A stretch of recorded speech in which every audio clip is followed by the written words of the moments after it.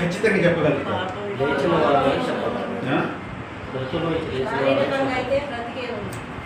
ఆ, okay okay okay చెప్పండి, మీ అభిప్రాయం చెప్పండి. లేకపోయిన వారని ఓకే, మృతుల నుంచి లేపబడిన వారము అని సార్ చెప్తున్నారు. మీరేమన్నారంటే శారీరకంగా బ్రతికి ఉన్న వారము అని చెప్తున్నారు.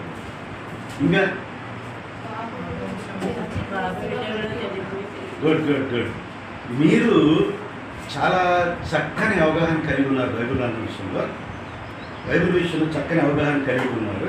ఇందాక సహోదరు చెప్తూ అది కొన్ని ప్రాక్టికల్ అంశాలు మనం చూస్తేనే అనుభవంలోకి వస్తాయి, మనం అనుభవిస్తేనే మనకు తెలుస్తాయి కొన్ని అనే విషయాన్ని గుర్తు చేయడం జరిగింది. ఎందుచేతనంటే ఇప్పుడు వీళ్ళు మృతులలో నుంచి ఎట్లా లేస్తాము అనే విషయాన్ని యేసు ప్రభు వారు అంతకుముందు వారికి చెప్పి ఉండాలి. మృతుల్లో నుంచి లేచే అంశాన్ని గురించి. మృతుల్లో నుంచి లేవడం అంటే ఏంటి? పౌలు గారు మనకు ఒక ఉదాహరణ చెప్తాడు. మృతుల్లో మీరు అపరాధం చేతను పాపం చేతను చచ్చిన వారై ఉండగా కంటిన్యూ చేయండి. క్రీస్తు యేసు ముందు మృతుల్లో నుంచి లేపాను అని రాయబడింది. ఎక్కడ ఉంటుంది? ఎఫెసీ పత్రిక 2వ అధ్యాయం 3వ వచనంలో ఉంటుంది.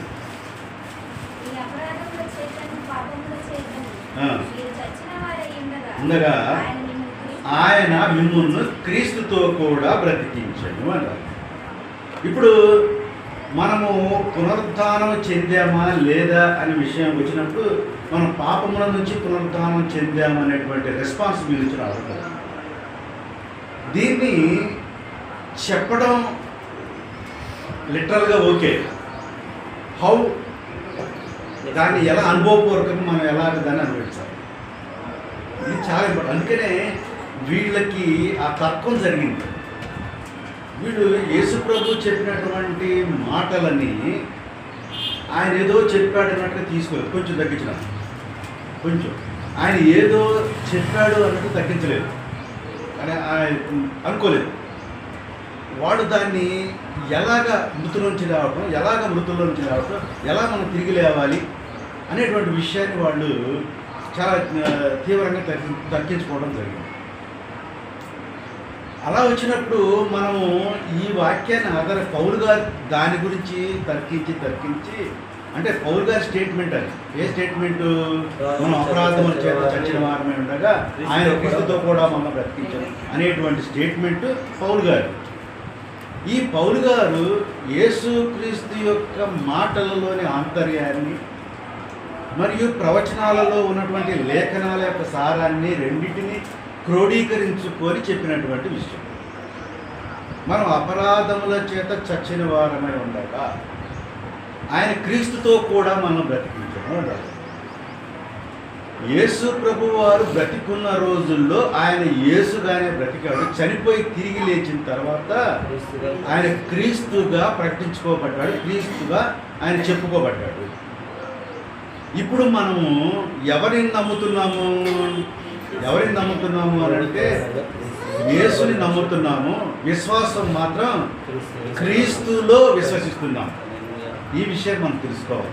క్రీస్తులో విశ్వసిస్తున్నాము అని అంటే మనము మరణములో నుంచి బయటికి వచ్చినటువంటి వారని అర్థం చేసుకోవాలి. మరణం ఎప్పుడొచ్చింది? మనకు ఎట్లా వచ్చింది మరణము అని అంటే మొదటి నుంచి మనకి మరణం ప్రాప్తించింది. ఇప్పుడు నేను మీకు ఒక ప్రశ్న వేస్తాను. ఆత్మ ద్వారా జన్మించినటువంటి వాళ్ళు ఎంతమంది అని అంటే మీరు ఎంతమంది అని చెప్తారు? ఆదాము గారు, యేసుక్రీస్తు, ఇంతేనా? ఇంకెవరు లేరా? నేను కూడా ఆత్మతో జన్మించబడినటువంటి వాడనే. హల్లెలూయా. ఎంతమంది యాక్సెప్ట్ చేస్తారు? ఒకసారి చేయండి, హల్లెలూయా చెప్పండి గట్టిగా. ఎస్, మనము కూడా ఆత్మ ద్వారా జన్మించబడినటువంటి వారు. మొదటిగా ఏమైందంటే ఆత్మ ద్వారా ఆదాము జన్మించాడు. అతను పాపము చేయటం ద్వారా ఆదాము నుంచి కొత్త సంతానం అంతా వచ్చింది. యేసు ప్రభు వారు చనిపోయి పునరుద్ధానుడు అవడం ద్వారా ఆ యొక్క క్రీస్తు ఆత్మ ద్వారానే మనం తిరిగి లేపబడ్డాము. ఈ విషయం మనం జ్ఞాపకం పెట్టుకోవాలి. క్రీస్తు ఆత్మ ద్వారా మాత్రమే మనం తిరిగి లేపబడ్డాం. మనం ఆయన మాటను ఒప్పుకోవడం అనేటువంటి క్వశ్చన్ కాదు, కానీ మనం క్రీస్తు ఆత్మ ద్వారా పూర్తిగా లేపబడినట్లుగా మన ఎష్యూరెన్స్ ఉన్నప్పుడు మాత్రమే మనం చేయాల్సింది ఏంటంటే పునరుద్ధాన సంబంధమైనటువంటి పునర్జన్మ సంబంధమైనటువంటి స్నానాన్ని మనం అప్పుడు తీసుకోవాలి. నయమైంది కాబట్టి నువ్వు బాప్తిసం తీసుకో, అప్పులు తీరిపోయినాయి కాబట్టి నువ్వు బాప్తిసం తీసుకో, మరి ఇంకా మీ ఇంట్లో మేలు జరిగింది కాబట్టి నువ్వు బాప్తిసం తీసుకో అనడం చాలా తప్పు. అది సువార్త కానే కాదు, అది అసలు దేవుడు చెప్పినటువంటి మాట కానే కాదు. దేవుడు చెప్పినటువంటి విషయం ఏంటి అని అంటే, మీరు అపరాధములతో చచ్చినప్పుడు మీరు నా యొక్క నామము ద్వారా, క్రీస్తు అనేటువంటి ఒక పవిత్రమైనటువంటి నామము ద్వారా మీ యొక్క మనస్సు, మీ యొక్క ఆత్మ పవిత్రమైనటువంటి స్థితిలోకి ఎప్పుడైతే వస్తుందో అప్పుడు మీరు మొదటి పునరుద్ధానాన్ని కలిగి ఉన్నారు అని అర్థం. ఇప్పుడు మొదటి పునరుద్ధానము మీకు వచ్చింది అని అంటే మీరు ఏమైపోయినట్టు? ముందుగా చచ్చిపోయారు అని అంటే ఆత్మరూపములో మీరు చనిపోయారు అని అంటే ఆత్మరూపం కాదు, శరీర రూపంలో మీరు చనిపోయారు, ఆత్మరూపంలో తిరిగి జన్మించారు అని అర్థం. శరీర రూపంలో చనిపోవాలి అని అంటే ఏమిటిదని అర్థం? శరీర రూపంలో చనిపోవాలంటే ఏంటిదని అర్థం? మీ అవయవాలన్నింటినీ కూడా ఏం చేసుకోవాలా? మీ అవయవాలన్నీ కూడా ఏంటన్నారు? మీ అవయవాలు ఏంటన్నారు? ఎక్కడున్నది? ఎస్, ఇదే తులసి రాసిన పత్రిక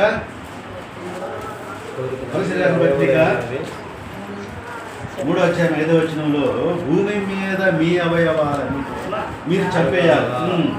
జారత్వమును అపవిత్రతను కామాతురతను మీ అవయవులను అనగా జారత్వమును అపవిత్రతను కామాతురతను దురాశను విగ్రహారాధనైన ధనాపేక్షను చంపివేయుడి అనంటే ఇక్కడ ఒక గొప్ప యుద్ధము ఎవరెవరికి జరుగుతుంది అని అర్థం చేసుకోవాలి. మనలో మనకే ఒక యుద్ధం జరుగుతుంది. అంటే మనం దేన్ని చంపేయాలి? మన శరీరానికి సంబంధించినటువంటి వీటన్నింటినీ కూడా చంపివేశాము అని అంటే మన శరీరాన్ని చంపేశాము అంటే మన శరీరము చనిపోయింది అని అర్థం చేసుకోవాలి. ఇప్పుడు మన శరీరం చనిపోయింది అనేటువంటి ఒక భావనలో మనం ఉన్నప్పుడు ఇక భౌతికంగా ఈ శరీరానికి చావుని గురించి భయపడాల్సిన అవసరం మనకు ఉంటుందా? చావుని గురించి భయపడాల్సిన అవసరం మనకు ఉంటుందా? ఇక చావుని గురించి భయపడాల్సిన అవసరం లేదు. మనకి భయపడాల్సినంత అవసరం అసలే లేనే లేదు. ఎందుకు భయపడలేదు? ఎందుకంటే మనం ఆల్రెడీ చనిపోయి తిరిగి లేపబడ్డాము. This is called first rebirth, తిరిగి జన్మించడము, మొదటి పునరుద్ధానము. ప్రకటన గ్రంథంలో అదే రాయబడి ఉంటుంది. 20:6 చూస్తే, ప్రకటన గ్రంథం 20:6 చూస్తే ఈ మొదటి పునరుద్ధానములో పాలివారకు ధన్యులను పరిశుద్ధులునై ఉందురు. చక్కగా మా రాయబడి ఉంది. ఈ మొదటి పునరుద్ధానములో పాలివారగు వారందరూ ధన్యులు మరియు పరిశుద్ధులు అని రాయబడి. అంటే మొదటి పునరుద్ధానం మనకు ఆల్రెడీ వచ్చేసింది. అంటే పౌలు గారు చెప్పినటువంటి సువార్త ఏంటి అని అంటే ఇలాంటి మొదటి పునరుద్ధానము మీరు కలిగి ఉండాలి అని చెప్తున్నాడు. అంటే శరీరానికి సంబంధించినటువంటి ప్రతి ఒక్క దురాశను మరి ఇంకా జారత్వం దేన్నైనా సరే మనం ఏం చేయాలి? చంపివేయాలి. అంటే మన శరీరాన్ని మనమే చంపేసేయాలి. అంటే శరీరాన్ని చంపడం అంటే భౌతికంగా చంపడం కాదు, దానికి సంబంధించినటువంటి అవయవాలు అనేటువంటి ఉన్నాయి, వాటిని చంపేయాలి. ఇప్పుడు సాధారణంగా మృతుల పునరుద్ధానం అని చెప్పగానే మనం ఏ ఆలోచనకి వెళ్ళిపోతాము? మన గత కాలం నుంచి ఎప్పటి నుంచో విన్నటువంటి విషయం సమాధుల నుంచి మళ్ళీ మనం తిరిగి లేస్తాము అని. మృతుల పునరుద్ధానం అని అంటే దీనినే యేసు ప్రభు వారు మృతుల పునరుద్ధానం అని చెప్పడం జరిగింది. అందుకనే శిష్యులు మృతుల పునరుద్ధానం అంటే ఏమిటి అనేటువంటి విషయాన్ని వాళ్ళు తర్కించుకోవడం జరిగింది. మనకు చెప్తాం, మనం అందరూ అదే చెప్తాం. ఇప్పుడు మనకు చాలా గొప్ప పాస్టర్లు కూడా, పెద్దవాళ్ళు కూడా ఏం చెప్తారు అని, మృతుల పునరుద్ధానం అంటే ఏంటంటే మనం చనిపోయిన వాళ్ళందరూ కూడా తీర్పులో మనందరం లేస్తాము, అక్కడ మనందరం ఒకరినొకరు చూసుకుంటాము అని అంటాం. ఇప్పుడే చూసుకుంటున్నాం మనం, ఇప్పుడే మనం చూసుకుంటాం. మృతుల పునరుద్ధానంలో మనం అందరం కూడా మృతుల్లో నుంచి పునరుద్ధానాలు అయినటువంటి వాళ్ళం మనం, మొదటి పునరుద్ధానములో ఉన్నటువంటి వాళ్ళం మనం. కాబట్టి రెండవ మరణానికి మనకి ఏ రకమైనటువంటి మన మీద అధికారం లేదు. అంటే మొదటి మరణముతో మనకు సంబంధమే లేదు. మొదటి మరణంతో సంబంధం లేదంటే ఏ మరణంతో సంబంధం లేదనుకోవాలా? ఏ మరణంతో సంబంధం లేదనుకోవాలా? శారీరక సంబంధమైనటువంటి ఈ మరణంతో మనకు సంబంధమే లేదు. అంటే ఇంత ఆత్మీయ స్టేటస్లోకి నువ్వు వస్తేనే కానీ బైబిల్ గ్రంథం నీకు అర్థం కాదు.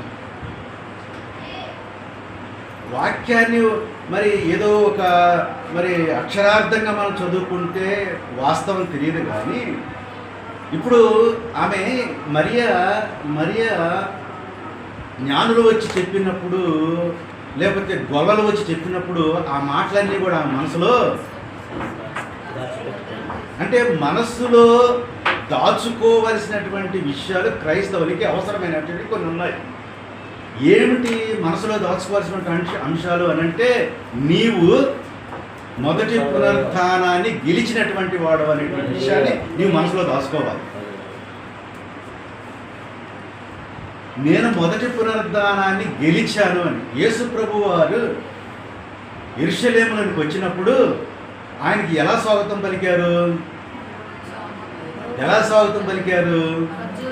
బట్టలన్నీ కూడా పరిచారు. ఇంకా ఏ మట్టలు పట్టుకున్నారు? ఖర్జూరపు మట్టలు పట్టుకున్నారు. ఖర్జూరపు మట్టల యొక్క ఉద్దేశం ఏంటి అని అంటే, స్పిరిచువల్ మీనింగ్ ఏంటంటే విజయము అని దాని అర్థం. ఖర్జూరపు మట్టలు అనేటువంటి దాని యొక్క అర్థం అంటే ఆత్మీయ అర్థం ఏంటంటే విజయము అని అర్థం. ఇప్పుడు అక్కడ ఖర్జూరపు మట్టలతో యేసుప్రభు వారికి స్వాగతం చెప్తున్నారు అని అంటే ఆయన ఏం చెప్పాడు తెలుసా? అక్కడ నేను ఈ లోకమును జయించి ఉన్నాను అని చెప్పాడు. ఆయన లోకాన్ని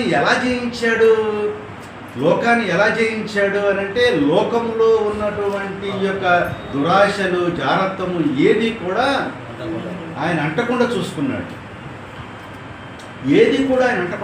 అందుకనే ఆయన ఆ స్టేట్మెంట్ చాలా బోల్డ్గా చెప్పగలిగాడు. ఏంటంటే, నాలో దోషం ఉన్నట్లుగా ఎవరు నా మీద స్థాపించగలరు అని అనగలిగాడు.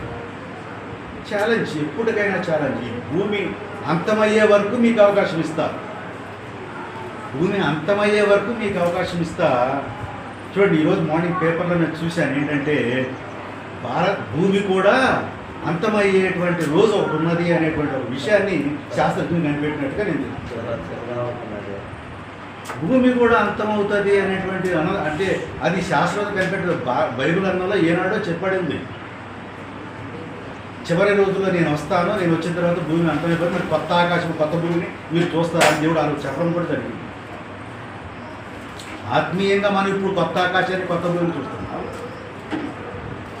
ఆత్మీయంగా ఇప్పుడు మనం కొత్త ఆకాశాన్ని, కొత్త భూమిని మనం చూస్తున్నాం. Are you assurance this one? నేను చెప్పే మాటలు మీరు అష్యూరెన్స్గా ఉన్నారా? మీరు కొత్త భూమిని, కొత్త ఆకాశాన్ని మీరు ఇప్పుడు చూస్తూ ఉన్నారు అని అంటే ఏంటంటే, మీరు పాత లోకములో అనంటే పాత ఆశలు, పాత దురాశలు, పాత అంటే ఆలోచనలు మానేసి కొత్త లోకానికి మీరు వచ్చారు. కొత్త లోకంలో కొత్త ఆకాశం, కొత్త భూమి ఉంటుంది. ఈ అష్యూరెన్స్ మీరు కలిగి ఉండాలి. ఆత్మీయ జీవితంలో ఎలాంటి అష్యూరెన్స్ మీరు కలిగి లేకపోతే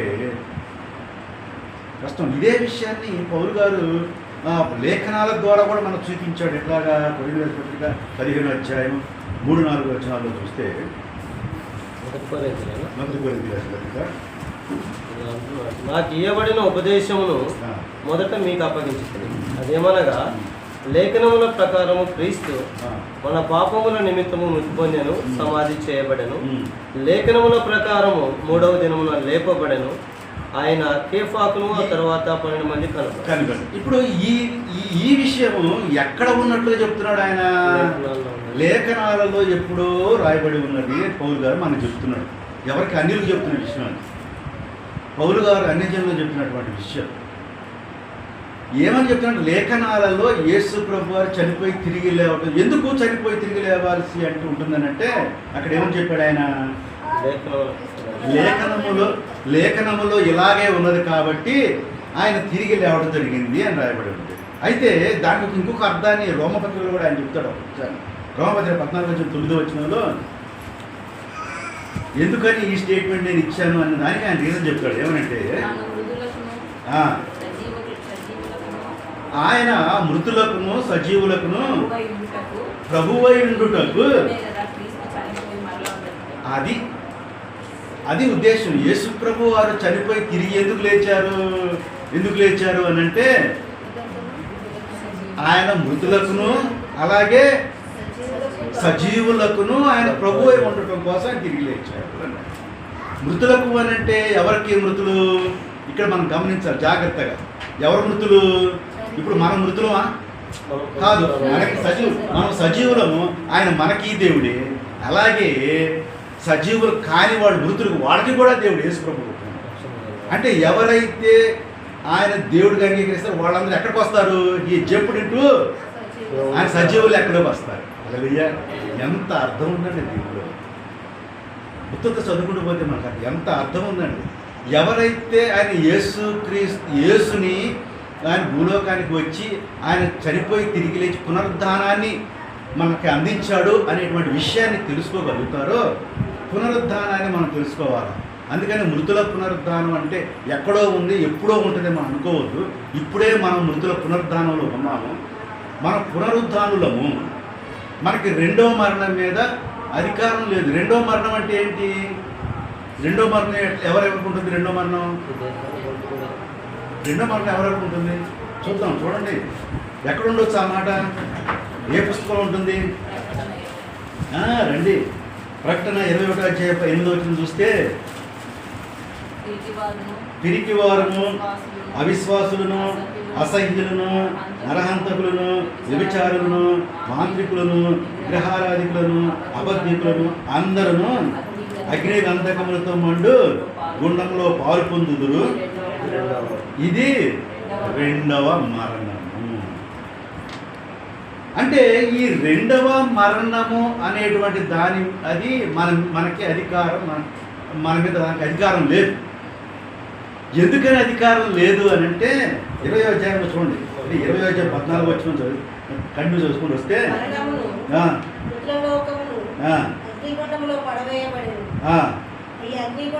ఈ అగ్నిగుండము రెండో మరణము. తర్వాత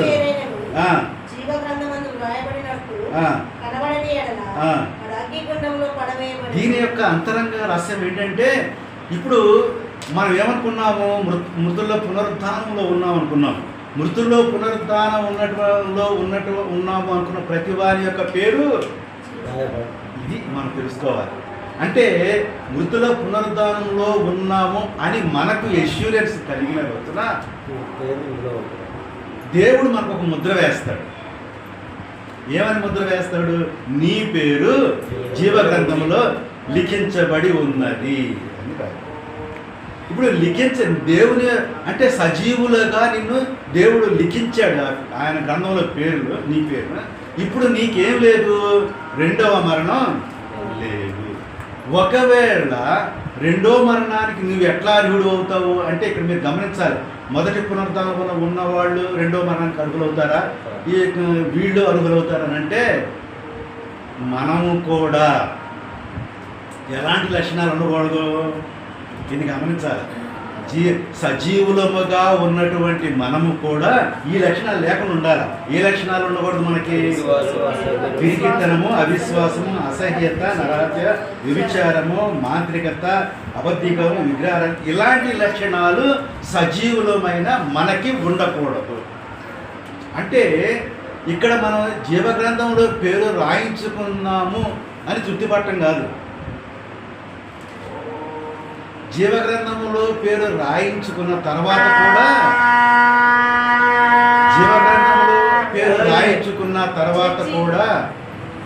జీవగ్రంథంలో పేరు రాయించుకున్న తర్వాత కూడా మనం చాలా జాగ్రత్తగా జీవించవలసిన అవసరం.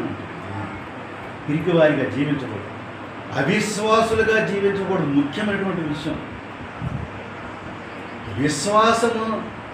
మరి అంతకుముందే విశ్వాసం ఉండటం కాదు, అంటే మృతులుగా ఉన్నప్పుడు విశ్వాసం ఉండటం కాదు, సజీవులుగా ఉన్నప్పుడు కూడా మన విశ్వాసాన్ని మనం ఏం చేసుకోవాలి?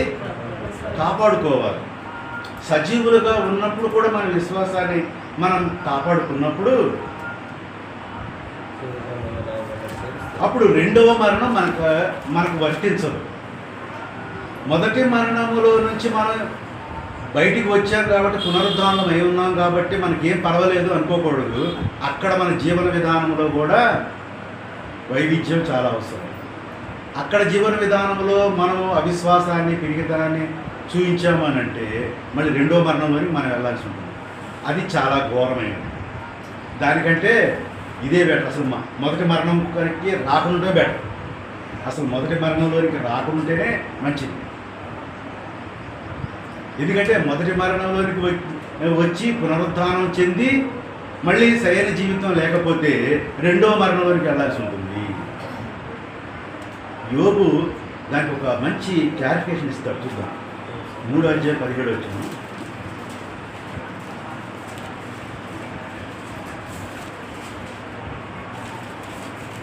అక్కడ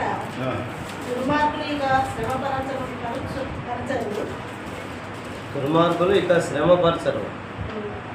బలహీనులై అలసిన వారు విశ్రాంతి నొందుదురు. 17 చదువున్నాను, అది కరెక్టే. అక్కడ ఎక్కడ అంటే రెండవ పునరుద్ధానం ముందు అక్కడ దుర్మార్గులు ఇక శ్రమపరచరు. బలహీనులై అలసిన వారు విశ్రాంతి నొందుదురు. బంధించబడిన వారు వినక ఏకముగా కూడి విశ్రమించుదరు. అల్పులేమి గనులేమి అందరూ అచ్చట ఉన్నారు. దాసులు తమ యజమానుల వశం నుండి తప్పించుకుని స్వతంత్రులై ఉన్నారు. ఇది మనం అంటే ఏంటంటే ఆయన యోబు గారు మొదటి పునరుద్ధానం యొక్క వాస్తవికతలు ఆయన మనం చెప్తున్నాడు. మొదటి పునరుద్ధానము వచ్చిన తర్వాత మనము ఎలా జీవించాలి అనేటువంటి విషయాన్ని అక్కడ ఏమేమి ఉంటుందో మనకు చెప్పాడు. ఏమని చెప్పాడంటే అక్కడ ఏముండదంట, దుర్మార్గులు అక్కడ ఉండరు. శ్రమనంత అంటే శ్రమ పెట్టేటువంటి దుర్మార్గులు అక్కడ ఉండరు. ఇంకా బలహీనులు అలసిపోవడం అనేటువంటిది అక్కడ ఉండదు. అక్కడ చాలా చక్కగా విశ్రాంతి పొందుతారు.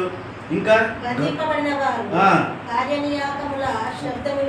వినక విశ్రాంతి, నీకు అది నియామకం వచ్చింది, ఇది చేయాలి, అది చేయాలి, ఇలాంటి ఏముండవు. అక్కడ చాలా ప్రశాంతంగా ఉంటుంది.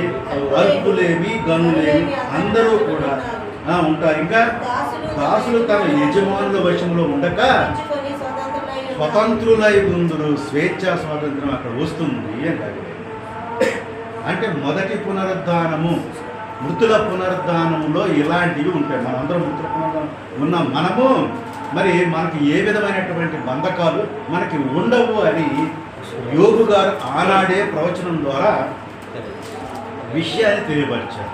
అంటే ప్రవచనం ద్వారా విషయాన్ని తెలియపరిచారు అనే కంటే కూడాను వీళ్ళ యొక్క ఆత్మను శరీరాన్ని రెండింటినీ వాళ్ళు ఎంత బ్యాలెన్స్గా ఆలోచన చేస్తూ జీవనం గడిపారనేది మనం అర్థం చేసుకోవాలి.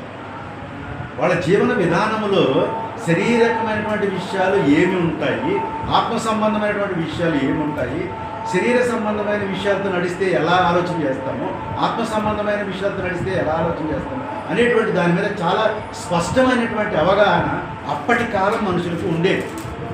దాన్ని యేసుప్రభు వారు వచ్చిన తర్వాత ఎంత తేలికగా మనకి చెప్పారంటే చాలా తేలికగా మనకు చెప్పలేదు. మృతుల పునరుద్ధానంలో క్రీస్తు ద్వారా మీరు లేపబడండి, మీరందరూ కూడా చాలా విశ్రాంతి పొందుతారు. అందుకని ఆయన అన్నాడు, ప్రయాసపడి కంప్లీట్ చేయండి, నేను మీకు విశ్రాంతిని కలుగు చేస్తాను అన్నాడు. అంటే ఇప్పుడు మనము ఏ మైండ్లో ఉండాలి? ఇప్పుడు మనం చాలా పీస్ఫుల్ మైండ్, విశ్రాంతి, చాలా పీస్ఫుల్ మైండ్లో ఉండాలి, స్వేచ్ఛలో ఉండాలి, స్వేచ్ఛ వాతావరణంలో ఉండాలి. హలో పాస్టర్ గారు, ప్రైజ్ లార్డ్, బయట కూర్చోండి. మనం ఇప్పుడు ఏ వాతావరణంలో ఉండాలి? స్వేచ్ఛ వాతావరణంలో ఉండాలి. యేసు ప్రభు వారు మనకి ఇచ్చింది ఏంటి? యేసుక్రీస్తు వారు మనకి ఇచ్చింది ఏంటి? పునరుద్ధానం ద్వారా స్వేచ్ఛను మనకి ఇచ్చారు. అందుకనే ఆయనకి దర్శనం వస్తుంది. ఎవరికి? దానియేలు గారికి. ఏం దర్శనము? సినాప్టికల్ దర్శనం. మీరు చెప్పండి నాకు, ఏం దర్శనం వస్తుంది?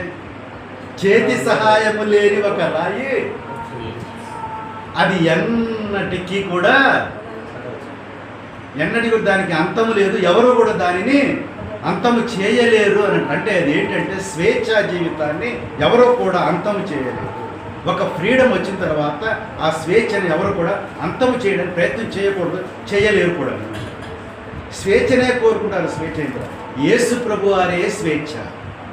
మనకి శరీరము అనేటువంటి యొక్క బంధకములో నుంచి, శరీర సంబంధమైనటువంటి కోరికలు అనేటువంటి ఈ యొక్క యజమాని దగ్గర నుంచి, మన యజమాని ఎవరు? ఇప్పుడు శరీర సంబంధంగా ఆలోచన చేస్తే మన యజమాని ఎవరు? సాతాను. శరీరానుసారంగా నడుస్తున్నప్పుడు మన యజమాని సాతాను.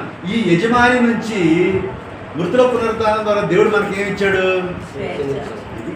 ఇది మనం తెలుసుకోవాల్సినటువంటి రహస్యం. బైబిల్ అంటే ఆషామాషిగా అర్థమైంది.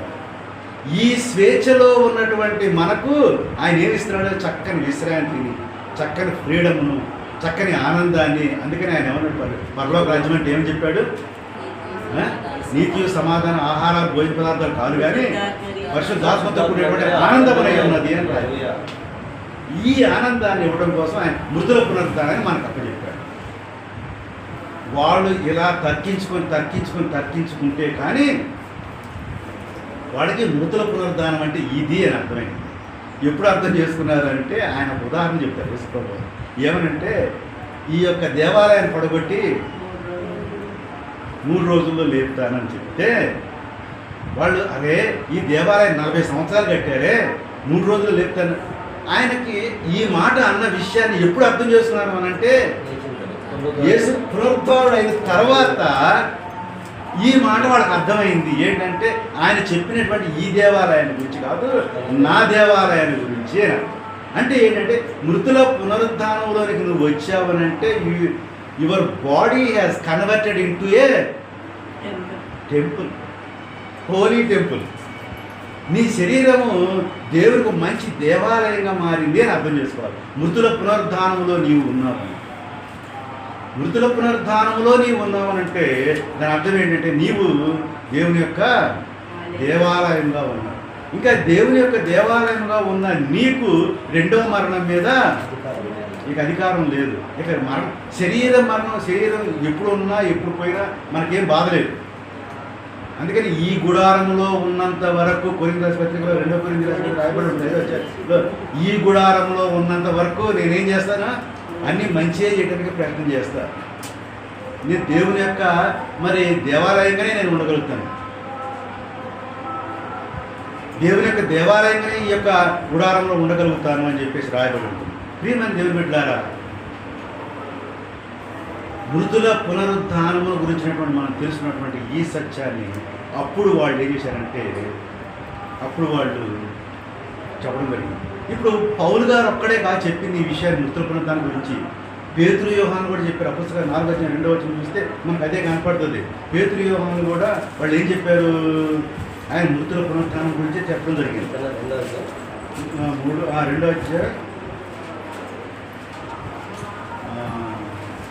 4:2 వారు ప్రజలతో మాట్లాడుచుండగా ప్రజలకు బోధ చేయుటయు యేసును బట్టి మృతులలో పునరుద్ధానం కలుగునని ప్రకటించుటయు చూచి వారు కలవరపడ్డారు. ఈ పేతురు యోహాను కూడా ఏమని బోధించారు? మృతుల యొక్క పునరుద్ధానం గురించి ప్రకటించడం జరుగుతుంది. అంతకుముందు ఎప్పుడు కూడా వాళ్ళు ఈ మృతులు చచ్చిపోయిన వాళ్ళు ఎవడం ఏంటని ఎప్పుడు వినలా, కొత్తగా ఉంది. కాకపోతే ఈ మృతుల పునరుద్ధానం అనేటువంటి దాని యొక్క అర్థము ఇది అన్న విషయం చాలామందికి ఇప్పుడు కూడా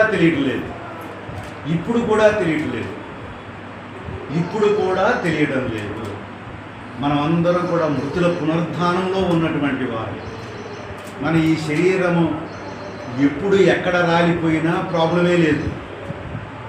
మన పేరు మాత్రం ఎక్కడుంది? జీవగ్రంథములో రాయబడి ఉంది.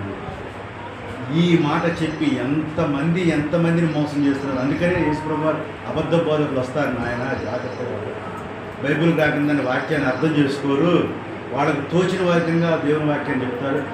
ఇలాంటి అబద్ధ బోధలు విని దేవుని వాక్యాన్ని తప్పుదోవ పట్టిస్తుంటారు. జాగ్రత్తగా నేర్చుకోండి. నా ఇంటెన్షన్ కూడా అదే. మీరు మీ హృదయంలో ఏదైతే పాతది ఉందో చెప్పేసుకొని వాస్తవికత ఏది ఉందో, మృతుల పునరుద్ధానం గురించి వాస్తవికత ఏదైతే ఉందో అది మీరు నేర్చుకోండి. మీకు ఇంకొక సూచన ఏంటంటే, రేపు మీకు వచ్చే వారం మీకు ఒక యేసు ప్రభు పలికినటువంటి 7 మాటలు ఒక్కొక్క మాట నేను మీకు ఇవ్వడం జరుగుతుంది.